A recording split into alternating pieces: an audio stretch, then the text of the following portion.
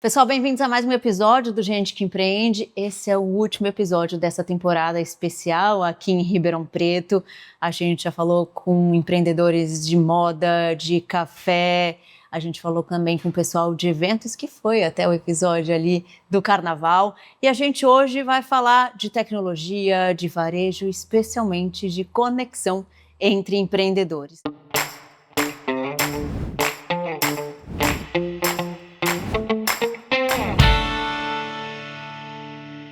E antes de eu partir para o nosso episódio de hoje, não se esqueça de compartilhar, comentar, curtir também, é importante para a gente, né?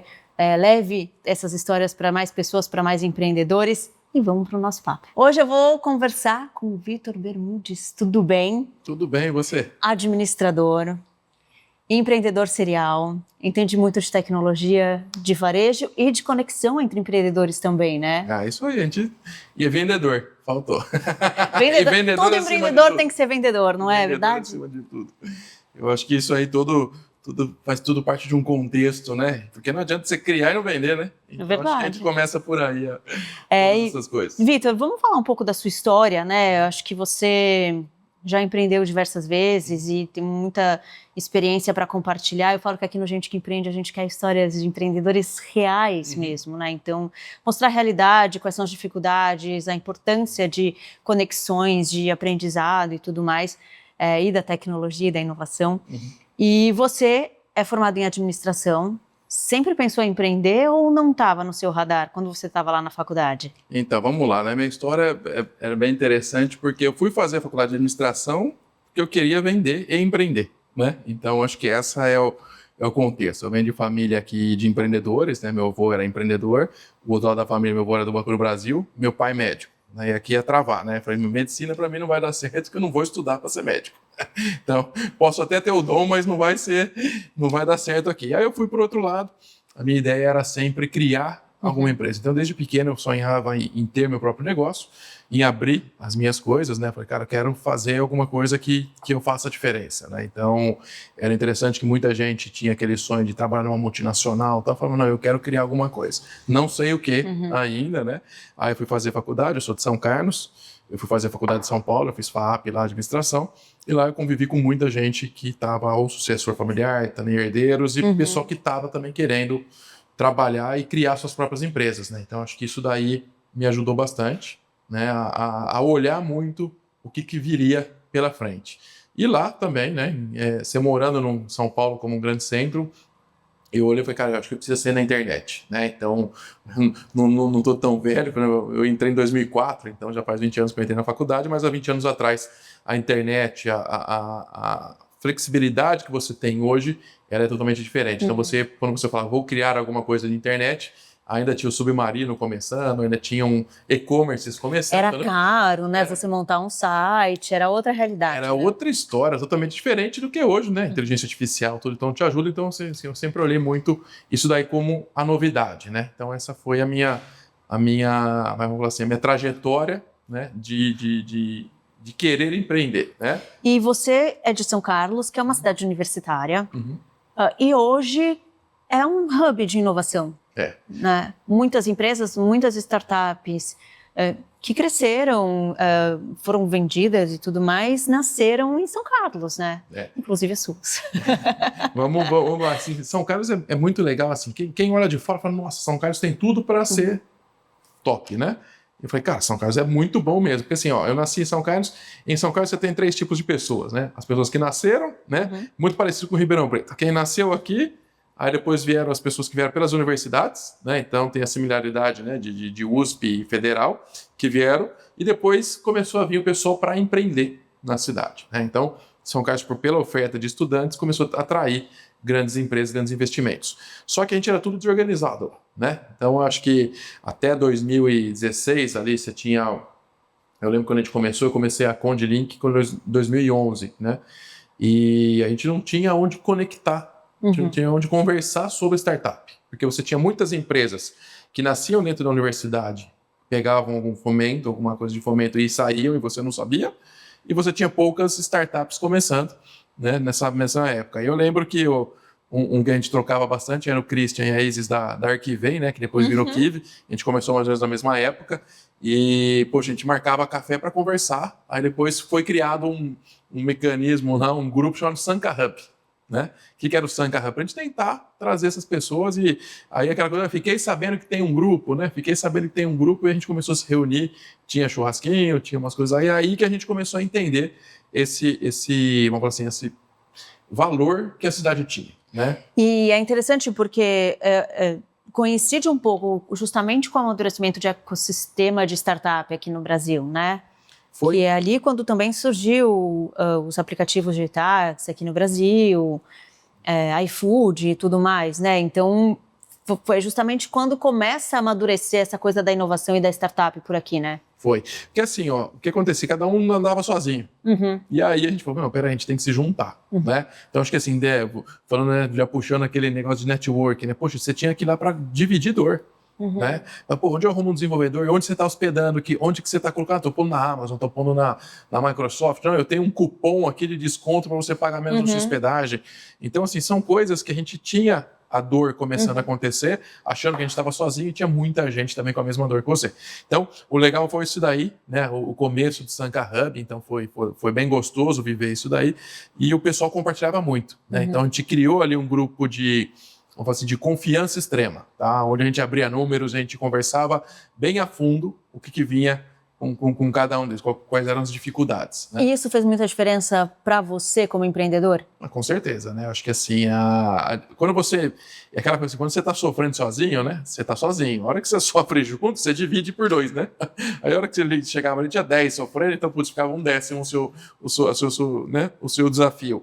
E existia, né, essa dificuldade em todo mundo compartilhar. A hora que a gente começou a se juntar, melhorou. Aí você tinha também opiniões para diversas, né? Então, assim, foi logo que começou o SaaS, né? Então, a gente estava fazendo um SaaS, que é Software as a Service, que seria hoje é um negócio super simples que todo mundo entende, né?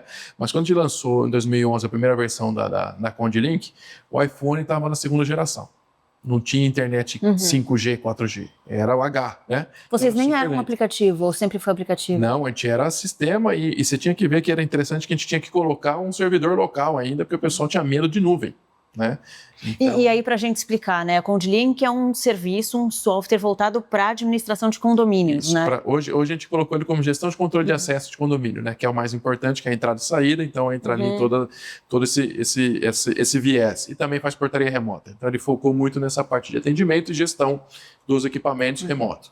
Tá? Então, e ninguém entendia exatamente como funcionava. O pessoal tinha medo de passar o CPF, né? Mas meus dados vão estar na internet, né? Aí você fala, cara, mas você vai no supermercado e dá o CPF na nota, né? É a mesma coisa, né? Mas a gente tinha essa primeira barreira das pessoas acreditarem que o sistema ia tá rodando na nuvem, né? Um dado na internet e tal. Mas a gente conseguiu superar, foi bem interessante isso daí. Então, 2011, aí 2012 a gente teve acesso ao Lead, né? Que hoje eu faço parte aqui em Ribeirão como presidente, mas em 2012 estava começando o Lead Futuro, que eram os jovens começando também a falar de novas inovações e também outras dores, né? Isso aí funcionava só lá em São Paulo, a gente fez parte, meu irmão também, meu irmão Ivan, meu sócio também, fundador da CondiLink, então ele morava em São Paulo e eu ia para lá também para a gente começar a se relacionar e ver também quem estava lá, né? Na época até o Thales Gomes fazia parte, né? Tava começando a EasyTaxi ainda, então assim, eram cases, assim, muita gente no início estava ali também, né? No início dessa era dos aplicativos da internet, né? Então a gente conseguia compartilhar muita coisa dentro do grupo ali, né? Então deu muito valor pra gente. A CondiLink foi a sua primeira empresa? Foi a primeira, vamos falar assim, formal. Tá. Tem os testes anteriores. Não, assim, ó, eu fiz estágio, né? Só para continuar, então quando eu fui para São Paulo, eu trabalhei primeiro eu trabalhei numa rede de hospitais, a Rede Vita, que era um estágio. Aí depois eu fui trabalhar na Anshan, na Câmara Americana de Comércio. Aí depois eu vendi blindagem de carro, aí precisava me formar, né? Aí eu me formei, aí eu trouxe para o interior, né, uma cachaça, uma Busca Vida. Né? Eu era vendedor da Busca Vida, né? Eu peguei a distribuição da Busca Vida, trouxe para cá, depois eu trouxe uma champanhe de latinha, que chama Glan. Aí eu descobri que a Glan não vendia porque era lata, né, que o champanhe legal é abrir, não é tomar, né? Então até você ter isso aí na sua cabeça, né, até se amadurecer. Aí a gente fez consultoria empresarial, e aí a gente caiu num provedor de internet, fazendo a consultoria empresarial. que era a Linkway, que era um provedor de internet de São Carlos, que estava fazendo a Condlink, né? Que era o sistema. Aí, nesse momento, eu falei com o meu irmão, falei, cara, vamos criar uma empresa para revender o sistema aí em São Paulo? Ele falou, vamos. Aí nós criamos 2BX, 2 Bermudes X. Né? O Ike Batista estava voando com os X, eu falei, vamos pôr um X aí, cara. Né? E aí nós criamos a 2BX. Aí a 2BX se transformou na Condlink, virou uma spin-off, né? E a gente pegou um investimento da mãe mesmo, minha mãe, né? Falou, dá um dinheiro para vocês começarem o negócio de vocês, e a gente começou a Condlink. Então foi esse daí. Aí foi interessante, né, que a Condlink ela começou em 2011, oficialmente. Em 2014, a gente, 13 para 14, a gente fez uma rodada de investimento anjo, que também ninguém falava, você não tinha material, né? Anjos do Brasil estava começando, estava todo mundo assim tentando entender como que funcionaria o ecossistema de startup. E a gente conseguiu fazer uma rodada de investimento entre os amigos, né, do Lead, né? Então assim, entrou alguns amigos mais próximos e o pessoal que a gente tinha conhecido já na rede de relacionamento do Lead. E aí entrou. Aí depois a gente conheceu entramos num grupo, né, que era o grupo da Grabber, né, que era uma empresa de segurança, tinha a parte de eletrônica, ele tinha um outro perfil de soluções para condomínio também, que era a parte de eletrônica, a gente entrou junto com eles, com uma empresa chamada SV, ela existe ainda, uma SV Consultoria, ela faz controle de acesso de sexta geração, uma coisa mais complexa, e aí queria um software. E aí deu certo, a gente entrou dentro do grupo, ficamos lá de 14, né? Daí nesse momento foi legal que a gente realizou os anjos, né? Então pagamos de volta lá, todo mundo ficou feliz. E aí a gente foi para voo junto com essa empresa. Isso aí foi 16 até 18, mais ou menos. 18, eles acabaram vendendo a outra operação e não fazia mais sentido a gente estar junto. A gente negociou uma saída. Eu acabei saindo da empresa. E foi quando abriu o Novolab, lá em São Carlos. Né? Que acho que o Novolab tangibilizou a startup de São Carlos, tá? A gente não tinha onde ir, lembra que eu falei dos churrascos, das conversas, mas eu não tinha um lugar físico. E a hora que colocou o Novolab em São Carlos, a gente tangibilizou São Carlos como uma cidade de inovação. Né? Não é mais capital da tecnologia. Na nossa leitura é capital da inovação. Né? O pessoal fala tecnologia porque tem um título, mas a gente gosta de falar que é capital da inovação. E a hora que tangibilizou ali, é que muitas coisas começaram a acontecer na cidade. Né? Nossa, que interessante, né? Porque você falando... Eu comecei no Pequenas Empresas e Grandes Negócios em 2015. E eu vi tudo isso, assim. A gente fazia matéria de investidor sobre o que era investidor anjo. Né, o que era investimento, venture capital, esclarecer os conceitos. Eu gravei no Novolab, eles estavam inaugurando o espaço. Eu estava lá já, hein? Que legal, né? E foi muito legal, porque quando tangibilizou, o Novolab foi um marco para a cidade, assim, o pessoal mesmo assim, aquela coisa mais rústica, né? Mas isso aí vai dar certo, que loucura é isso daí, uma fábrica antiga. E ninguém entende. Não, pera, eu lembro na redação, a gente convencendo a diretora a fazer as reportagens. Mas não entendia direito o que era, como funcionava, né? Como ganhava dinheiro. É muito louco. E assim, e tava num boom de começo de investimento, tinha muito dinheiro no mercado também. E aí nós, né, lá no Novolab, aí, né, já passando para o próximo passo, né, já não estava mais na Condlink, no Novolab, eu estava no Lead ainda, tá? Então, para colocar aqui, são 14 anos de Lead, tá, pessoal? Então, pra vocês entenderem aqui, eu sempre, nunca saí. E aí o Tom, né, eu reencontrei o Tom, que já era um amigo de São Carlos, o Tom tinha vendido a Pão to Go, que era a rede de padaria drive-thru, e a gente conversando no café do Novolab, e falou, cara, vamos fazer um aplicativo, qual que era a ideia, né? Vamos criar alguma coisa nova. Ele tinha ido para o Japão, voltou e falou, cara, lojinha de conveniência vai estourar, né? Eu falei, pô, legal, lojinha de conveniência, beleza. E como que nós vamos, né, dar dinheiro uma lojinha de conveniência? Porque hoje é padaria, né? Ou meio de mercado, aqueles de bairro, né? E sempre tem gente trabalhando. Aí nós estamos desenhando a ideia, se a gente fizesse uma lojinha de container, autônoma, aí o problema primeiro, né? Eu acho que é uma coisa que a gente teve que superar, né? Ah, mas vão roubar, né? Eu falei, cara, vamos fazer o seguinte, por que não... Né, imagina só, um condomínio entra sei lá quantas mil pessoas todo dia e ninguém rouba, né? Não, ninguém assim, né? Diminui muito o roubo, né? Então, todos os lugares que você tem controle de acesso, o roubo é menor. Por quê? Porque você se torna amigo. E foi uma coisa que a gente aprendeu lá atrás na Condlink. Falei, poxa, por que tem controle de acesso demorado em alguns lugares? Para ver se a pessoa não está nervosa e tal. Então, justamente para você validar aquela pessoa. Opa, tá aí.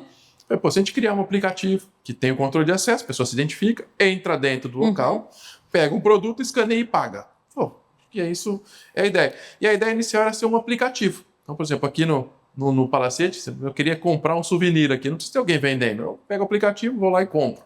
E aí veio o nome de Oni, que era Onipresença. Então, Oni nasceu do nome de ser onipresente. Um único aplicativo para você comprar em qualquer lugar. E a funcionalidade dele era para ser igual ao Uber. Que era o quê? Poxa, você tem o Uber, você compra seu carro, você abastece onde você quer. O que o Uber te traz? Uma pessoa validada e um roteiro para você seguir. Pô, se a gente for o Uber da lojinha, né, eu vou te dar uma aplicação para você vender o que você quiser, aonde você quiser. E eu te trago a pessoa validada. Aí você tem o controle de acesso ou não, e o meio de pagamento fica com a gente. Então, esse foi o modelo de negócio que a gente começou. Vocês vendiam o sistema, o software, para operar a lojinha. Vocês não faziam a logística da lojinha, Nunca com os fizemos. produtos e tudo mais. É um Nunca sistema. fizemos, só sistema. Então, o que a gente montou, né? Mas assim, vamos voltar. Qual que era o desafio? A gente tinha que mostrar o aplicativo. Falei, como que nós vamos mostrar o aplicativo? Né? Tem que tangibilizar também. Falei, então vamos arrumar um container e vamos colocar num condomínio, porque eu conheço condomínio. Falei, condomínio acho que daria certo. E o problema de lojinha no condomínio era a pessoa trabalhando. Você quer comprar no outro turno. Não adianta você ficar aberto até às 6 da tarde. Você chega às 7 em casa, pô. Você quer justamente comprar nos horários que não E é horário tem caro, porque você tem que colocar alguém para trabalhar. Então, o condomínio muito grande até tinha as vendinhas e tal. Eu falei, cara, vamos acertar isso daí.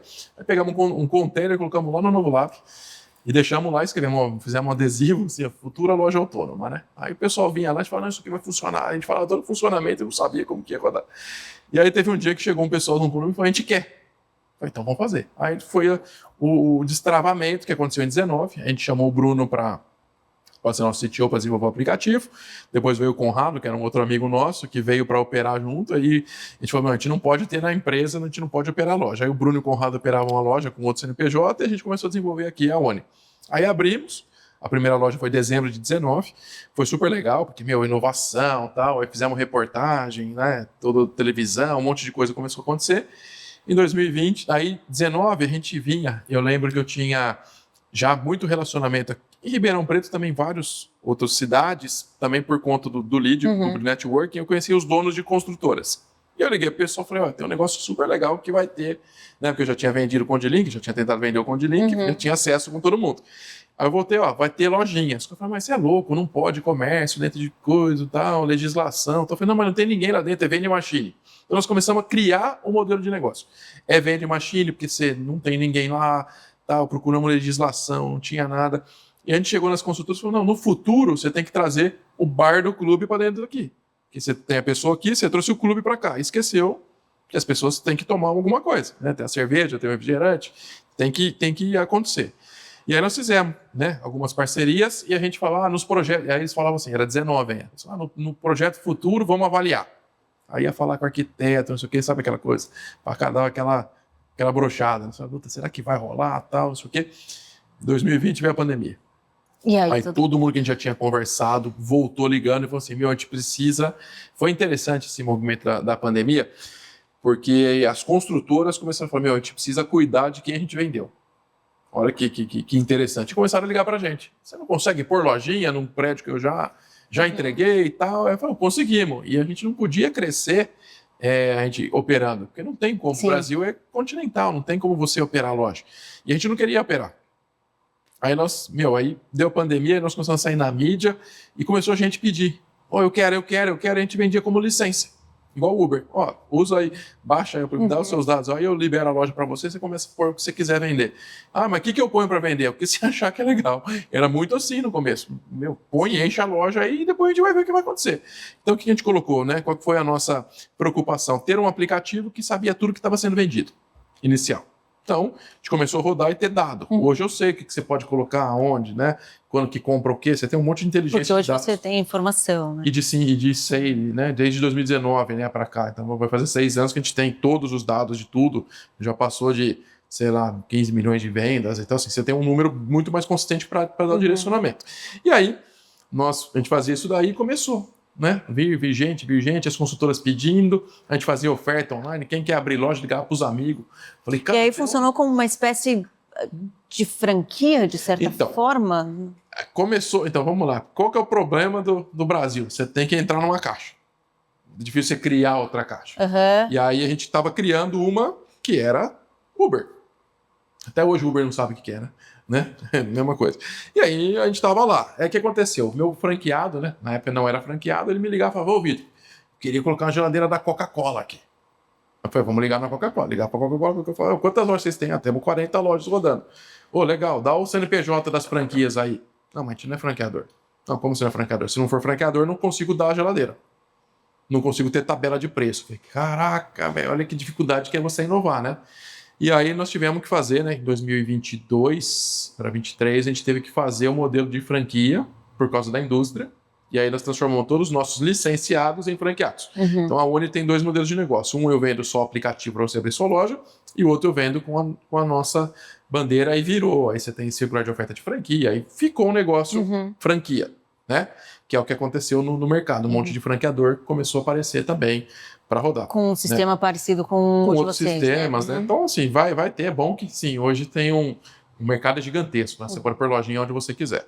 E aí nós fizemos esse modelo, viramos franqueadora Oni, né? Aí, como franquia, a gente começou a crescer estruturado como franquia. Então, assim, é um negócio totalmente diferente. As responsabilidades são diferentes do que a aplicação. Então, a Oni, ela continua trazendo inovação também para a rede franquia. E aí, o ano passado, né, 2025, a gente fez uma fusão da franquia com uma outra rede que chama Minha Quitandinha, né?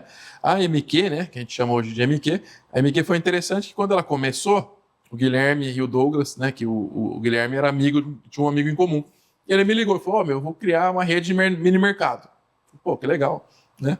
E o que você quer fazer? Não, eu preciso de um software. Eu falei, então usa o meu, né? Aí a gente fornecia para a MQ, eles criaram o modelo de negócio, depois eles começaram a fazer o software deles, eles desistiram de fazer o software deles, e aí a gente voltou e falou, vamos fazer junto, né, cara? Então vamos deixar cada um na sua. Eles fazem muito bem a operação de franquia, então fez total sentido a gente unir as 2 empresas e aí ganhamos uma escala muito maior, né? Então a gente está planejando chegar aí em março de 26 agora, com 1.000 lojas, né? Então é um número bem expressivo e a expansão também fora do Brasil, né? Então estamos vendo os Estados Unidos agora também. Olha que interessante. Né? Então tem esse modelo de negócio. São mercados parecidos? Ele tem a mesma demanda, né? Ele tem a mesma demanda e o padrão de consumo é muito parecido. Tá? Porque você vende o que você precisa, né? Então lá é um pouco mais restritivo na questão do álcool, né? De bebida alcoólica. No Brasil, ele tem a restrição, então a gente consegue fazer pelo CPF, e lá a gente tem que organizar, porque lá lá o liability é muito mais pesado, né? Se acontecer alguma coisa, você tem umas punições muito maiores que aqui.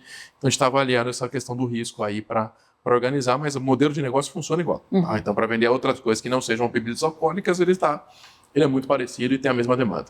E você, né, essas 2 empresas, a CondiLink ou a Oni, são empresas inovadoras que começaram desbravando mercados mesmo, né? Que não existia nada parecido antes, era realmente inovador. Existia uma certa necessidade de educação do mercado, né, do cliente. Você falou aqui alguns desafios, mas para você, assim, para empreender inovando, além disso que eu falei, que é educar o mercado, quais são os grandes desafios? Você tem que ser um pouco louco, né? Acreditar muito na ideia, eu acho que é... Porque assim, ó, tudo que é inovação, existe... Vamos falar assim, né? Eu falo que a gente tem 2 tipos de pessoa, né? As acomodadas e as incomodadas. Quando você é incomodado, você quer mudar. E para você mudar, você tem que inovar. E aí você tem que ser um pouco, vamos falar assim, um pouco mais corajoso em fazer algo, né? Então acho que essa é o que você tem que avaliar, né? E outra coisa também, você não pode estudar muito. Você tem que ir indo e testar. Senão você não vai. Não, você não vai, entendeu? Na época que a gente foi fazer a lojinha, em 2019, poxa, por que você abriu uma loja automobilística de condomínio? Né? Para quê? Existiriam muitos contras se você realmente fosse e não tinha avaliar. Então você não tinha benchmark de fora, tal. Por que você vai fazer isso daí? Né? Porque você está incomodado. Você quer criar um mercado novo, né? E quem é acomodado, ele copia. O incomodado cria e o acomodado copia o que deu certo. Que está certo também. Só que eu acho que assim, o que move hoje o empreendedor, né? O empresário, o empreendedor que quer fazer a diferença, justamente é esse frio na barriga de você falar, puta, vai dar certo ou não vai dar certo? Vou fazer ou não vou fazer? Vou quebrar cara ou não vou quebrar cara? Né? Então eu acho que isso daí faz com que você seja diferente, né, no mercado que você vai trabalhar, né? Então é muito mais difícil? Você tem que ensinar o outro a pensar como você pensa. Acho que esse é o desafio, né? Eu falo muito de alinhamento de expectativa, né? Tem que te ensinar a ter a expectativa do que eu vou te entregar. né? Essa que é a dificuldade maior. E isso aí serve para qualquer tipo de empresa, qualquer tipo de coisa que você for fazer, né? Só que quando é inovação é difícil de tangibilizar. Quando a pessoa viu e pegou, é fácil, né? Eu ainda falo, né, de lojinha, você compra com aplicativo, ainda é um desafio. Mas as pessoas idosas falam, cara, meus melhores clientes na pandemia eram idosos. Que não iam sair, né? Que estavam ali. E eles adoram. Por quê? Porque tem um negócio que a gente mexeu muito, que é a autonomia. Eu dei autonomia para ele, né? Então, existem hoje mercados que não só mercado de venda de produto, mas assim, existem muitos lugares que se você não tiver o vendedor, você vai vender mais. Né? Às vezes atrapalha, né? Você quer entrar numa loja, você tá quieto, eu só quero ver, né? Só quero comprar aquela camisa ali, não quero que ninguém me converse comigo. Só vou lá, vou olhar o preço, se eu gostar eu vou comprar. Se vem o vendedor, eu vou embora. Ainda mais esse tipo de serviço de conveniência, né? Que você não precisa de consultoria, de nada, né? Explicar. Você só vai lá, exato, você só vai lá, quer pegar e pronto, né? É igual o caixa do supermercado, cara. Aí O que é você vai melhor pegar no self-checkout? caixa, Eu só não vou no self-checkout nos supermercados hoje porque eles acham que você vai roubar toda hora, então é chato pra caramba. Tem que pesar e não sei o que e tal. Eu prefiro ir no caixa. Mas se não, cara, vai lá e compra e vai embora, né? Então acho que assim, são paradigmas, né, que a gente tem que quebrar. Porque eu falo, né, o varejo foi feito para não te vender, né? Tem muitas áreas de fricção, né? Ele faz de um jeito porque ele tem medo que você roube. Ele não tem vontade que você compre mais. O varejo é isso. Hoje o supermercado ele tem medo. Você tem uma entrada só e uma saída, você tem ali um monte de caixa, nunca tá aberto aquele monte de checkout. Por que tem 30? Por quê? Nunca só vi. funciona 3. E sempre tem fila. Você fala, cara, por que você fez tanto, né? Por quê? Pra barreira, para não ficar feio. Né? E pode olhar, todos eles afunilam numa única saída pequena, tem sempre um segurança, câmera ali, então quer dizer, ele não gosta de você. E você acha, quando vocês resolveram abrir essa loja de conveniência, era de uma experiência que vocês estavam vendo fora, e se não me engano é uma época que também bate com aquela história da Amazon Go, não é? A Amazon Go veio depois, você acredita? Um pouquinho depois ali, quando a gente começou ainda não tinha ainda a Amazon Go, e a Amazon Go é compra sem fricção, né? Era o aplicativo. É diferente até, né? Mas pode falar. É um sistema que que é na base da confiança, né? Eu tô confiando de que você vai entrar aqui, vai pegar o seu produto e vai pagar. Sim. E aí vocês falaram, não, para ter segurança vai ter que ser num lugar mais restrito, vamos para condomínio. Você acha que existe uma possibilidade disso se expandir? Você está falando do supermercado, por exemplo. O self-checkout ele é chato muitas vezes, a fila do caixa é terrível. Será que a gente vai conseguir resolver essa questão para ser mais fluido, como na lojinha do condomínio? A gente já colocou loja na rua, né? A Uni já tem loja de rua hoje. Com a MQ, a gente já tem aí, são mais de 8 ou 10 lojas abertas. E no interior? Interior, principalmente, e nós temos bastante loja em lugares turísticos, tá? Então, em cidade pequena vai muito bem, porque o posto fecha, né? Não tem nada 24 horas, a lojinha fica. E é muito interessante que ela vende 2 a 3 vezes mais do que dentro do condomínio. Sem grandes problemas de segurança? Não tem, porque a pessoa tem que se identificar para entrar, né? O ladrão não fala que vai roubar, né? Então, essa é a mesma base, né? A pessoa que vai entrar na loja, ela tem que destrancar, pôr os dados dela ali, a gente faz uma validação, ela entra dentro da loja. Então, tem o mesmo percentual de desvio, né? Que a gente fala que a taxa de esquecimento de pagar, né? No condomínio é o mesmo que você tem na rua. Né? Então, e uma coisa que aí é coisa nossa mesmo, a gente fala, né? Dentro do condomínio você não tem impunidade, fora você tem. Então, isso daí pesa muito, né? No condomínio hoje quem mais, né, acaba levando assim, tem muito adolescente, tem gente que realmente esquece de pagar, às vezes o sistema, né, a internet variou, achou que fez o pagamento e não fez, então tem muita coisa que é errada mesmo. O mal intencionado a gente já consegue pegar, hoje com câmera, com um esquema de inteligência artificial, você já começa a pegar os mal intencionados. Hoje tem muita tecnologia para garantir segurança, né? E você consegue, hoje a quantidade de itens que escaneia no checkout, você consegue ver pela câmera. Então você só tem que fazer uma ligação ativa e normalmente a pessoa pede desculpa e faz o pagamento, tá? Então a má intenção, ela já foi superada, vamos falar assim. Existe ainda mal intencionado, sempre vai existir, mas eles diminuíram bastante. Interessante. E da sua experiência toda aí como empreendedor, do que você contou, ter contatos e conhecer pessoas, até para ser seu investidor, ou um possível cliente, ou alguém que validasse a sua ideia, ter esse relacionamento foi muito importante para você ter sucesso com as suas empresas. Com certeza. Eu acho que assim, o relacionamento é a base de tudo, né?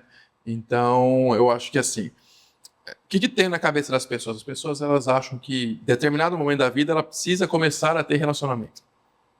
Poxa, você tem que ter relacionamento desde que você nasceu, né? Você tem que estar sempre com pessoas ali lembrando de você, tá? E eu acho que assim, o networking, na minha visão, ele só é 100% bem feito quando lembram de você numa oportunidade, tá? Então, isso é a valia do relacionamento. E como que você conquista isso daí? Você tem que estar disponível, dar primeiro, depois pedir. Não adianta você chegar num lugar novo e sair pedindo as coisas. Você tem que ter validações. Então, quanto mais você ajuda as pessoas, mais as pessoas lembram de você de alguma forma. Poxa, o Vitão me ajudou lá atrás, tal, vou ajudar ele aqui, vou abrir um contato aqui ou não. Não são todas as pessoas que vão fazer isso, mas as que fazem com um agrado muito bom. Então, eu acho que assim, o relacionamento ele é super importante desde o começo e você sempre está se vendendo como alguma coisa legal. Sempre o seu melhor com essas pessoas. O que eu posso te ajudar? Vou ajudar alguém, tal, você está disponível. Então, quando você está disponível, você tem a empatia, aí com a empatia você consegue ter. Quando você tiver uma oportunidade de negócio para aquela pessoa, ela vai te receber. Porque você ajudou ela lá atrás, né? Então eu te ajudo hoje, amanhã, tal. Aí amanhã eu lembro de você, te ligo. Você fala, oh, não, Vitor, pode mandar aqui. Poxa, que legal, você é amigo do Vitor, tal, pá, pá, pá. Então, assim, é uma construção de longo prazo, tá? Ela tem que ter sempre uma história coerente. Não adianta você também cada hora tá fazendo um negócio loucura e você também fazer coisas para se manchar, né? Também tudo cai se você for mal intencionado, né? Quando você é bem intencionado e faz as coisas boas, é muito mais tranquilo fazer o relacionamento e o networking, né? Que é a base de tudo. Então, você vai construindo sempre. Então, todo mundo que você conhece, entende o que a pessoa faz, ajuda, mas também não adianta ser forçado, tá? Você tem que ajudar também ter prazer em ajudar também. Porque eu falo que muita coisa que eu fiz na minha vida eu não precisava ter feito. Muita gente que eu ajudei eu não precisava ter ajudado. Muita gente que eu ajudei, que eu achava que ia me recompensar de alguma forma, também não. Mas isso faz parte. Faz parte, lógico. Acho que faz parte, mas é uma construção de longo prazo. As pessoas lembram de você depois, lá na frente. E é super gostoso quando você, né, fica um tempo sem ver alguém, a pessoa, Vitão, pô, lembro de você lá. Você ainda tá com um negocinho e tal. Então, assim, você começa a criar essa sua história, né? Então, acho que isso é o mais legal. E você teve noção de que isso seria importante empreendendo desde a faculdade? Porque... assim, ó, na faculdade eu fui da comissão de formatura, eu fui da bateria, eu fui de tudo, né? Então, assim, você tem que entender que, assim, a longo prazo, tudo é venda. Então, você está se vendendo como uma pessoa legal. Quem que vai lembrar de você? Ninguém vai te lembrar pela nota que você tirou. Entendeu? Infelizmente, essa é a maior verdade que vai acontecer. Nunca ninguém chegou, deixa eu ver seu histórico escolar. Não existe isso, né? Mas você fala, pô, o que você fazia? Não, pô, eu conhecia esse aqui, conhecia aquele ali, tal. O que te valida é as pessoas que você conhece. Não é só a sua base de conhecimento, né? Ainda mais hoje com o IA, né? Agora é a base de relacionamento que você tem. Poxa, eu conheço esse, aquele, pô, o cara é legal. 3, 4 pessoas te validaram, você já está muito melhor do que o cara que só estudou e não tem validação. Então, né? Não estou falando para não estudar, tá, pessoal? Mas não é essa a questão. Não é essa, mas assim, quando você tem um relacionamento e o relacionamento verdadeiro, você consegue ter vamos falar assim, esse corte de caminho, tá? E esse acesso que você mantém.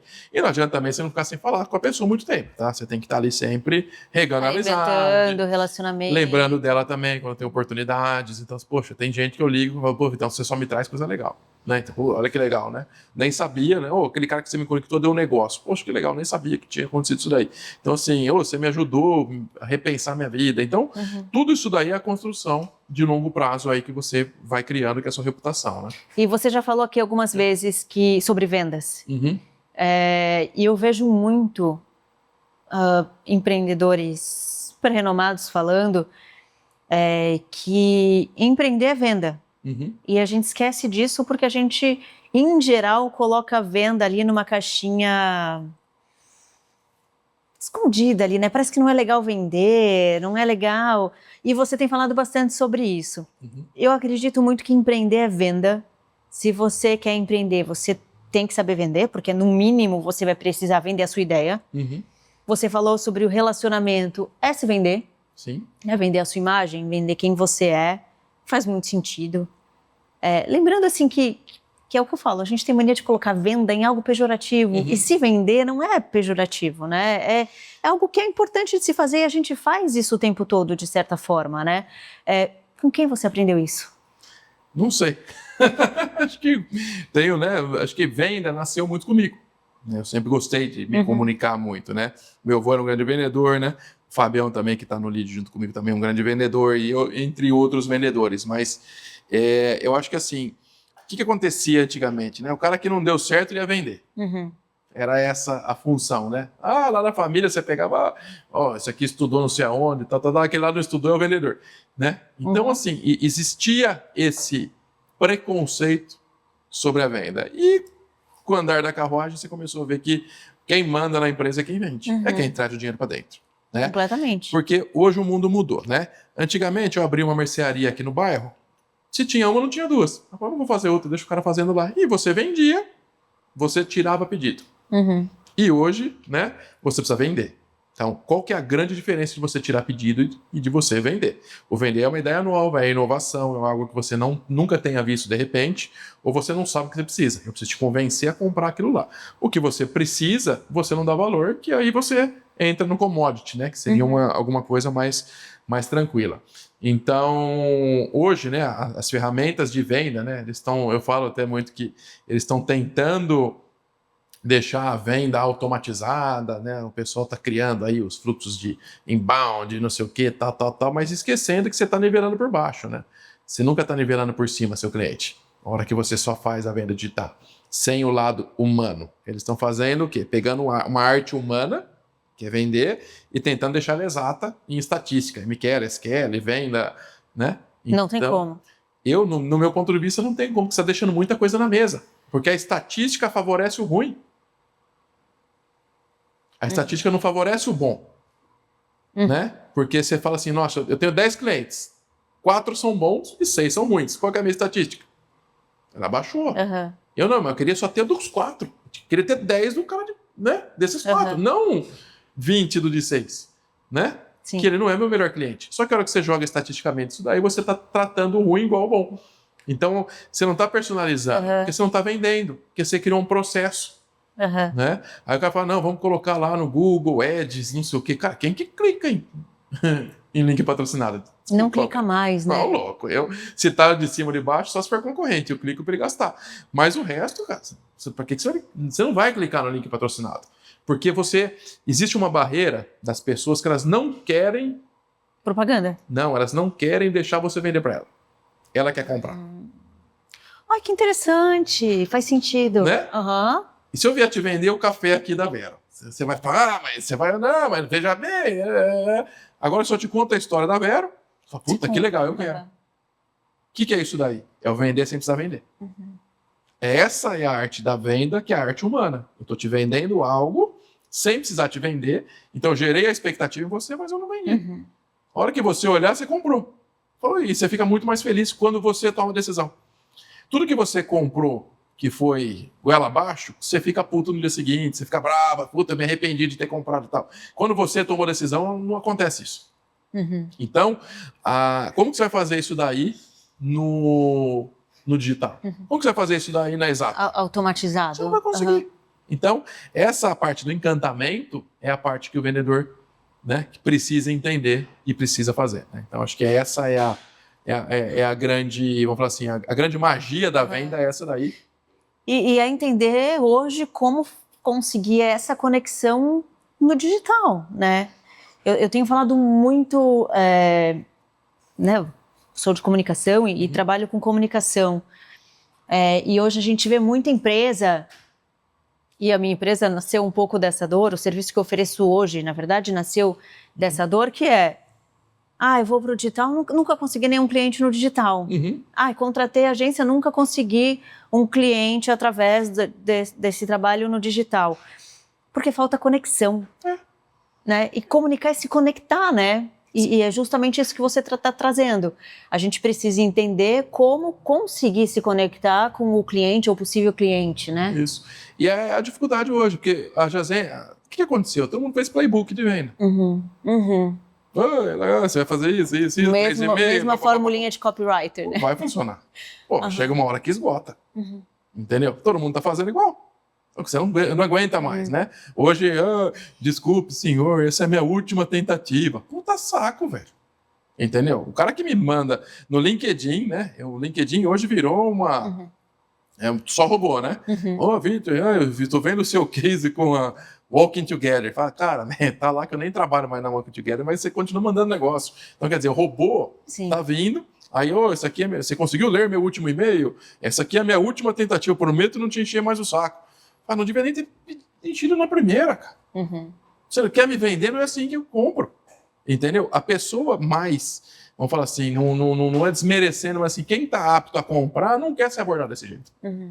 Quem tá apto a comprar, procura você. Entendeu? Claro que você falou, você trabalha no posicionamento. Aí quando você posiciona, a pessoa vê, identifica a demanda, ela entra em contato com você. Não tô tendo ainda cliente, não tá pagando minhas contas. Irmão, você não conseguiu chegar lá ainda. Você acha que você tá bem posicionado, você não tá. Uma hora vira a chave. E a hora que essa chave virar, você segura que vai vir um monte de coisa legal. Mas tem que entender o que eu vou fazer para ganhar essa empatia. Não é simples. Eu tô lá também com o Instagram novo lá e tal. Demora. Né? Não, amanhã vai viralizar meu vídeo. Meu amigo, não vai viralizar, cara. E às vezes o viralizar não é o mais importante, talvez, né? É assim, eu acho que assim, eu acho que tem um negócio que ninguém nunca vai tirar, que é o orgânico. O tráfego orgânico é o melhor que existe, tá? É alguém falando bem de você, te mostrando, fazendo, compartilhando por quem você é.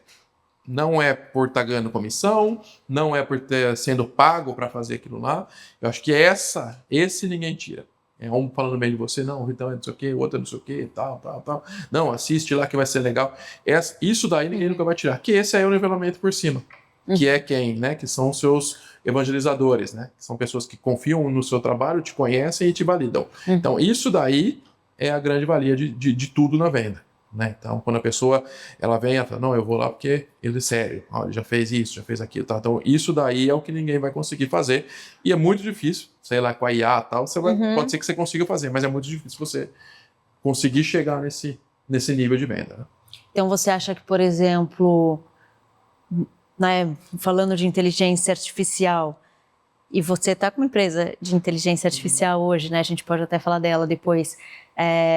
Mas a gente vê muitas pessoas usando inteligência artificial ou colocando inteligência artificial para criar texto usando tal técnica de copywriter ou usando... Você acha que isso não é a forma de conseguir se comunicar e fazer uma venda, realizar uma venda? Não é. Se não tiver empatia, você não compra. Simples assim. Entendeu? É simples. A fórmula é muito mais simples. Ou você põe IA para criar o texto e uma IA para ler o texto. Total, é verdade. Entendeu? Poxa, tem coisa melhor que o Gmail, né? Eu sou... Assim, eu só uso o celular, tá? É difícil ligar o computador para fazer alguma coisa. Então, já bem resumido. Você põe lá, o Google vê lá um texto e fala assim, o que ele quis dizer? Se ele escreveu na IA, já vem, ele quis dizer isso, isso, isso. Então, fala para ele que eu não quero isso, gerar texto. Devolve. Olha só. Era muito mais fácil. Sim, não. Eu ainda sou do joinha, né? Tá tudo certo? Joinha. Entendeu? Então é muito mais fácil. E a gente ficou com um pouco de medo de se comunicar simples. Né? Então a IA tá trazendo esse medo de dizer, eu tô sendo muito simples na conversa. Cara, a melhor coisa que tem. Você gosta? Não. Tá bom o café? Não. Você não precisa fazer rodeio, né? Fala a verdade. Não tá legal. Pronto. Olha só, o cara é verdadeiro. É verdadeiro, muito mais fácil. Então você corta muito caminho. Tendo autenticidade. Né? Eu acho que isso é muito, muito válido também. Quando você é uma pessoa autêntica, né? Hoje você se posiciona, tem gente que não vai gostar de você, naturalmente, mas muita gente vai gostar de você e muita gente vai falar, puta, eu posso contar com ele. Então, acho que isso vamos falar assim, a formulinha que você precisa fazer, né? E fugir de playbook, dessas outras coisas aí, que aí é pra Não vender. existe fórmula, né? Não tem, mas eu fiz inbound, pra você ter ideia, 2016, a gente colocou venda inbound na Condlink. Eu tenho ainda coisa no Google, a gente usou lá, que era Rock Content, estava começando, e RD Station, no comecinho. Né? A RD era um dos primeiros clientes. A gente converteu pra caramba, porque a gente estava sozinho. E as pessoas precisavam de coisas de condomínio. Nossa, a gente vendia pra caramba online. Depois veio todo mundo, aí acaba caindo até porque é o seguinte, quando é começo, todo mundo tá apto a comprar. A hora que passa, vê todo mundo igual, eles param, né? Então, funciona, vai funcionar. Mas quando você quer escolher para quem você quer vender, não adianta você fazer tiro de canhão, né? Para cada empresa, para cada tipo de produto, serviço, tem a sua lógica, né? Vão ter, mas como que você categoriza isso? Produtos que eu tiro pedido e produtos que eu preciso vender. Produtos que você tira pedido, vai com tudo no digital, vai para cima que vai acontecer. Porque, na verdade, a pessoa precisa comprar. É só você mostrar que você tem acesso melhor. Aí você vai vender. Agora, o produto que você precisa educar, você não vai conseguir ter a mesma performance do que o produto de tirar pedido. Que é normalmente a inovação. É a inovação. Então, essa é a grande diferença aí de um para o outro. Né? O tirar pedido, é Coca-Cola. Entendeu? Se eu abrir um boteco aqui na esquina e vender esfirra e coca e cerveja, vai vender. Vai vender. Tanto que o cara fala, se você abrir em tal lugar, você vai ganhar tanto. É assim que o pessoal fala, né? Ou vai estourar de vender se for nesse ponto. Porque, na verdade, você não quer saber para quem você está vendendo. Né, o pessoal não fala, aqui é uma esquina que passam tantas pessoas de carro, não sei o quê. Todas as estruturas de venda são assim. Tá, mas... E por que às vezes não dá certo? Porque o cara só não pensou em para quem ele ia vender. Faltou o humano ali para dar o veredito. Não, aqui não é legal, o legal é essa aqui. Né? E aí, de repente, até para a gente usar o exemplo da Vero, né?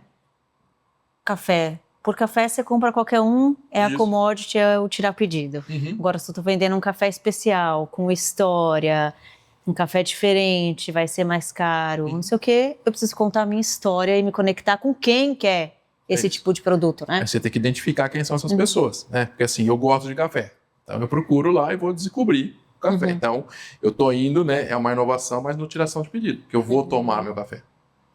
É hábito. Né? Não comprei café, hoje eu vou passar uma semana sem comprar. Não dá. Né? Então, ele tá trazendo uma inovação. Tá entre o tirar pedido e não é falando mal, viu, pessoal? Vocês são meus amigos. Mas assim, eles estão o quê? Inovando um produto que é de tiração de pedido. Tá? Então eles estão mudando a maneira eles de estão entre o tirar o pedido e o preciso... Isso. Então, igual o celular, por exemplo, né? Se você ficar recebendo oferta de celular, você vai trocar, porque você quer ter um celular. Então, você vai tirar o pedido. Entendeu? Algo que você não né? Uma viagem ou, sei lá, alguma coisa mais intangível, é difícil você ser impactado e comprar. Tá? A viagem você até compra porque todo mundo tem vontade de viajar. Que é assim, vou viajar esse ano, não sei para onde, né? Tenho tanto de dinheiro, o que eu encaixar eu vendo. Então, a tiração de pedido também. Tá? Agora, coisa nova, não. A inovação, poxa, eu podia empreender, vou ajudar você a fazer uma lojinha, vou ajudar você a fazer alguma outra coisa. Ainda não está feito na minha cabeça a necessidade de compra daquele produto ou serviço. Né? Então, acho que essa é a grande diferença da venda. E aí, a conexão fundamental para você conseguir ter sucesso. A conexão precisa sempre, né? Porque alguém tem que te validar, né? Então, você tá ali e compartilhar com essas pessoas. Então, aí tudo se conecta, né? Que no fim do dia é humanas, não é exatas. Então, a venda não é exata. Pronto. E para você empreender, é humano ou é exato? É humano, né? Mas tem o lado exato também. Você tem que ter um sócio para controlar as contas, tá? Você deixar só o empreendedor aqui não dá certo, tá? Já teve problemas, tá? Tem um monte de coisa, mas assim, você tem que andar, mas você tem que segurar, né? E hoje em dia, eu falo uma frase muito que eu falo assim, é melhor você segurar o louco do que empurrar o tonto, tá? Então você tem que ter os malucos indo para frente, né? Mas não adianta você ter um cara muito travado também, que você não consegue andar, tá? Então é melhor você segurar o que está indo com muita fome do que aquele que está parado, né? Você tem que empurrar. Então, isso daí, acho que a harmonia de você criar uma empresa legal é você ter alguém controlando a loucura. Alguém que põe o pé no chão enquanto alguém está ali pensando no futuro. Mas esse cara também tem que se liberar um pouco, porque senão te trava a inovação. Né? E a outra coisa também de inovar é não perguntar muito, tá? Não pergunta, vai lá e faz. Deu certo, legal, não deu, não conta. Então, acho que... É interessante. Não precisa contar. Né? Nós fizemos uma lojinha lá, podia dar nada. Uma lojinha ali no condomínio, não podia acontecer nada lá. Podiam entrar lá e roubar, quebrar, cair, qualquer coisa. Eu tava quieto lá. A hora que apareceu, nós fizemos um monte de festa em cima. E aí tem o inovar. Eu imagino que vocês tenham passado por isso, né? Então, vocês criaram as empresas que já são inovadoras, mas tem o inovar dentro do negócio ali no dia a dia, de certa forma. Criar alguma coisa nova dentro da empresa, melhorar processos? Vocês passaram por isso também. A gente continua fazendo, né? Eu acho que a gente tem que sempre olhar para o nosso negócio pensando como o nosso concorrente está querendo quebrar a gente. Eu acho que essa é a melhor visão, é a mais fácil de explicar. Como o seu concorrente está fazendo para te derrubar. Então, se derruba primeiro. Ele está fazendo lojinha diferente. Não, vamos fazer primeiro. Nós já testamos tanta coisa. A gente já teve lojinha de academia, a gente já teve, inúmeras coisas apareceram para a gente fazer. A gente testou um monte, erramos pra caramba, perdemos muito dinheiro fazendo coisas que não estavam no timing certo. Mas nós testamos. E a gente sabe que vai dar errado. Então, é muito legal isso daí. Quando você testa muita coisa, você começa a ver outros negócios acontecendo, você fala, putz, isso aqui não vai dar certo, isso aqui vai dar certo. Você já começa a entender o movimento das outras empresas. Você ganha uma casca que você fala, pô, isso aqui eu sei que vai dar errado, isso aqui vai dar certo e tal. Então, a gente olha sempre dentro das empresas e fala, o que eu estou fazendo melhor que os outros? Né? Não é preço, a gente reposiciona o preço, a gente reposiciona sistema, a gente reposiciona tudo. Né? E no fim do dia, tudo se resume ao quê? Quem está me comprando está ganhando dinheiro? Se tiver, vai continuar. Se não tiver, não vai continuar. Não adianta. Você quer ganhar dinheiro, você tem que fazer o outro ganhar dinheiro com você. Não tem outra lógica. Entendeu? Poxa, eu tô aqui, pô, legal, vamos fazer um negócio juntos? Vamos. Se eu te der 1.000 por mês no negócio que a gente tá fazendo juntos, você fala, não vai largar. Agora, fala, me dá 1.000 por mês pra eu fazer um negócio juntos. Pô, vai dar 5, 6 meses. Fala, Vitão, já foi 6 pau aí, não aconteceu nada. Você cansa. Então, assim, você tem que entender essa lógica também. Então, quando você tem ali, né, a gente olha muito para nossa rede de franquias e sistema. Pô, se o cara tá ganhando dinheiro, né, alguns estão muito, outros estão menos, eu falo, como que eu posso ajudar ele a ganhar mais dinheiro? Então, é assim que a gente tem que trabalhar todos os dias. E aí ele não te larga. O seu cliente, no seu churn não acontece. Né? Agora, eu te contratei um negócio que eu não estou tendo rentabilidade, não estou tendo nada legal, você quebra, né, o Hook Canva lá, né, que é o infinito. Você quebra, você não tem recompensa. Se não tem recompensa, acaba o negócio. Então, você tem que sempre pensar nisso aí, né? E como você vê isso? Porque eu tenho falado muito que a gente precisa rever a forma como a gente faz negócio. Porque a gente ainda vai num viés muito da exploração. Mesmo a gente vê, por exemplo, um sistema de franquia mais tradicional. Existem muitas empresas que só querem vender a franquia, não estão se importando com o franqueado ter o resultado. Existem inúmeras empresas assim, existem outras que são mais parceiras e tudo mais. Ou eu preciso reduzir o que eu pago para o meu fornecedor para eu aumentar minha margem, ou eu preciso, para eu ter mais lucro, a minha equipe vai ter que, sei lá, vou enxugar minha equipe ou vou exigir mais horas trabalhadas da minha equipe. A gente está, certa forma, sempre puxando de um lado ou do outro e espremendo algum lado. Você acha que é possível fazer negócio de uma outra maneira? É assim, ó, a gente tem uma mentalidade hoje, eu prefiro não perder do que ganhar. Acho que é isso, resume tudo que você está me falando. Né? Se eu estou ganhando 1.000 agora, eu quero ganhar 2.000, eu não quero abrir mão de 200 para atingir o 2.000. Então, essa é a grande dificuldade de todo mundo. Então, como que eu redesenho a minha cabeça para onde eu deixar de ganhar um pouquinho mais para eu ganhar mais. Então, a maneira que você fala, o modo de eu fazer o negócio, não. Você tem que fazer um modo que todo mundo fique satisfeito. A melhor venda que tem quando eu não fico satisfeito. Vendeu, beleza. Vou ganhar dinheiro. Tá bom, mas eu tenho que abrir mão um pouquinho aqui e eu abrir mão um pouquinho aqui. Só que essa dificuldade de você abrir mão é a pior de todas. Então, você pode negociar com todo mundo, né? A mesma coisa que eu pego o contexto lá de corretor de imóvel. Puta, eu vou comprar um negócio de 5 milhões, mas não quero pagar comissão. Porra, por quê? O cara fez, trouxe. Ah, não, podia ter vindo direto. Tá bom, mas você não foi. Entendeu? Você não ia saber desse negócio se não fosse não, mas ele só fez a conexão. Porra, ele fez a conexão. Entendeu? Então a gente acaba não dando valor, às vezes, para algumas coisas que acontecem. E esse negócio eu não quero perder. Né? Eu não quero perder, eu quero sempre ganhar. Então, a mentalidade, às vezes, você dá um passinho para trás ou diminuir um pouco a sua margem ali, você consegue dar a girada. Então, acho que quando você fala para mim, a maneira que a gente faz negócio, na verdade, é a maneira que a gente vê negócio. Né? Então, se eu estou ganhando meu recorrente lá, 1.000 por mês, puta, eu tenho que cobrar 900. Tá bom, mas se eu vou conseguir fazer com que todo mundo aumente, eu ganho de outra forma, eu vou fazer. Entendeu? Então a gente já renegociou, a gente diminuiu o preço de sistema, um monte de coisa ali, porque a gente acaba compensando no royalty onde o cara ganha mais dinheiro lá na frente. Então eu ganho mais no variável e menos no fixo. E aí você vai organizando e orquestrando isso daí. É fácil? Não. Não é fácil. É muito difícil você explicar esse contexto, porque você está mexendo em algo que a pessoa ela já está travada. E tem muita gente que não inova por causa disso. Eu estou fazendo isso aqui, está dando certo. Faz 40 anos que eu faço isso e dá certo. Tá bom, mas e se amanhã para de dar certo? Não, mas tá dando certo. Meu avô fazia assim, meu pai fazia assim, eu faço assim. Porra.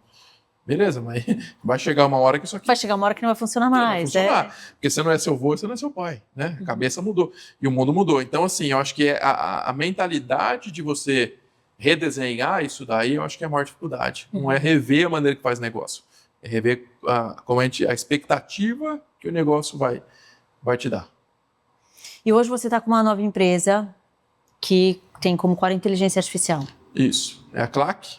Essa aí nasceu também daquelas conversas lá no Novo Lab. Poxa, que legal, tal, a inteligência artificial tá vindo e tal.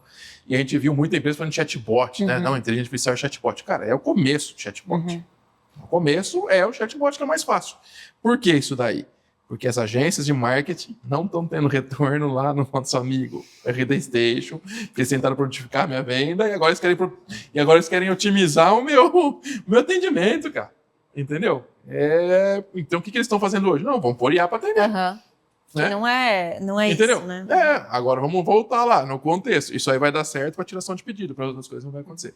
E o pessoal tá não, eu preciso fazer IA first, tal. Então, assim, tem muita gente querendo inovar nisso daí. A gente trouxe a necessidade. Apareceu um pessoal começando a perguntar para mim, Vitão, tem? Vitão, tem? Eu falei, vamos fazer. E aí a gente cria lá um CNPJ novo lá e começamos a rodar. A gente tem alguns clientes já rodando, né? Chama Clack, né? De estalo de dedo, Clack. E a ideia é essa, é você fazer a robotização, na verdade, e na sequência você faz a IA.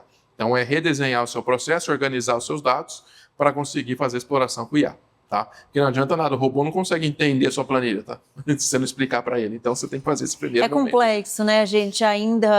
Eu acredito que a maioria das pessoas ainda entendam ela como uma mágica, né? Sim. De que você vai pôr ela ali, ela vai fazer pra você e não entende que é uma criança, né? É uma criança e tem que ensinar tudinho pra ela saber o que ela tem que fazer, né? A gente passa na escola, né, 20 anos, né, até se formar. E aí você quer fazer em 5 minutos. Então, é esse primeiro processo. Você tem que organizar, você tem que criar a didática para ela aprender e entender como você pensa. Ela é um cérebro aberto, só que ela tem bilhões de vezes, né, mais inteligência para analisar. Ela consegue ver todos os cenários e friamente. Que é esse que é o grande negócio da IA, né? Ela é fria. Isso aqui vai dar certo? Você pergunta pra mim, pode ser, eu gosto de ser, mas não faz bem assim, põe mais chocolate lá no bolo pra melhorar. Não, a IA fala, vai estar ruim por causa disso. Então a gente também tem que estar preparado para entender a IA. Né? Então, para isso acontecer, para entender como você vai, a sua expectativa que ela te retorne, você tem que ensinar ela do jeito que você quer que ela te retorne, né? Então, acho que esse é o desafio da inteligência artificial agora. E o que você trouxe das outras empresas para a nova empresa? É isso aí, a expectativa, vamos falar assim, a margem, não abrir mão de margem, eu acho que isso é uma coisa também que o empreendedor precisa começar a colocar. A gente nunca sabe qual que é o tempo certo de você cobrar mais caro, ou cobrar o que vale, né? A gente sempre quer vender, crescer, e tracionar e não sei o quê, e a hora que falta o dinheiro dói, né? Eu acho que isso é o que o empreendedor ele tem que passar um pouco, né? Eu já tive aí, quando saí de uma empresa, outras coisas, falta dinheiro, cara. Né? Se você está num nível, de repente acaba, volta. Então, esse é o maior desafio hoje. Entendeu? Você cobrar o justo pelo seu negócio. E a dificuldade é essa. Quando você está ali num processo de venda, onde você está nivelado por baixo, você não consegue cobrar o que você quer. Então, quem tem, né? Vamos falar assim, poxa, quantas empresas você vê aí que são as vaquinhas leiteiras, né? Pô, o cara tem a software house lá de 20 anos, o cara tá rico.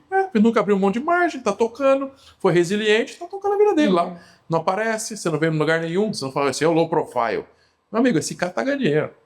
Naquele low profile, o cara tá ganhando dinheiro com o negócio dele lá. Abre mão de margem, tá tocando. Você quer aparecer, né? Que é o que a gente brincava nas startups, né? Você quer ser rico ou você quer ser rei? Né? Recebi investimento, sou rei, cara. Todo mundo me chama, é palco pra todo lado, tapete vermelho, que eu tô com uma verba desse tamanho pra usar. Né? E o outro que é o rico é aquele lá que tá construindo quietinho ali e vai fazendo. Então acho que você tem que ter essa mescla. Você tem que sempre alguma coisa que te dê a sua sustentação, para você ter sua conta paga, para você fazer o que você gosta. Então esse é o triângulo do sucesso, né? Então você tem a conta paga, você escolhe o que você faz. Não vou acordar hoje cedo ou tarde. Tô com a conta paga, vou acordar tarde. Vou emendar quinta e sexta. Tô com a conta paga, eu vou. Não tô, tenho que trabalhar. Então essa é o que você precisa orquestrar ali para você conseguir rampar. Muito bom. Vitor, obrigada. por compartilhar seu conhecimento aqui com a gente. Falei no começo, né? Vou voltar a dizer, o nosso objetivo aqui é trazer histórias reais, mostrando os desafios, não querendo que ninguém desista ou não queira empreender, muito pelo contrário, né? Mas mostrar quais são os desafios, quais são os caminhos, quais são as possibilidades para seguir, porque são muitas, né? E principalmente quando a gente fala de inovação, você tem muito conhecimento sobre isso, então obrigada por compartilhar aqui com a gente. Imagina, sempre disponível aí.